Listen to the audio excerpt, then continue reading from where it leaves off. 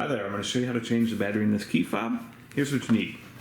A flat blade screwdriver about this size, and then also one of these replacement batteries. This takes a 2032, you need one of them.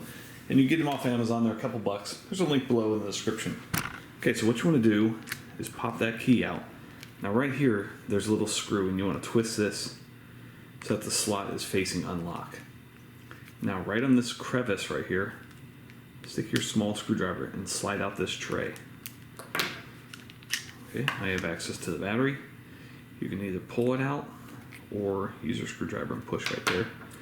Okay, so pull out your dead battery, put your new one in, positive side facing up.